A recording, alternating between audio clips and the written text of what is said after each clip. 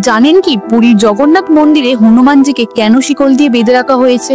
একদিন জগন্নাথ দেবের মূর্তি প্রতিষ্ঠার সময় সমুদ্রদেব সহ সকল দেবতারাই তার দর্শনে এসেছিলেন, কিন্তু সমুদ্রদেব বারবার মন্দিরে আসতে থাকেন আর তার ফলে পুরীতে ঝড় বৃষ্টি আর বন্যা দেখা দিত। তখন জগন্নাথদেব ভক্তদের রক্ষা করতে প্রহরী হিসেবে নিযুক্ত করলেন অমর হনুমানজিকে, যেন সমুদ্রদেব মন্দিরে না ঢোকে। কিন্তু একদিন সমুদ্রদেব কৌশলে হনুমানজিকে বললেন, তোমার প্রভু জগন্নাথের এত সৌন্দর্য রূপ আর তুমি তার দর্শন করনি কেন?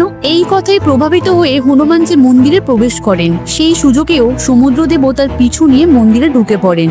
এর ফলে আবারও তৈরি হয় বিশাল ঝড় বৃষ্টি। ভক্তদের এই কষ্ট দেখে তখন জগন্নাথ দেব হনুমানজিকে এক সোনার শিকল দিয়ে বেঁধে দেন, যাতে তিনি আর সেই স্থান ছেড়ে না যান। এই কাহিনীর স্মৃতি আজও বেঁচে আছে।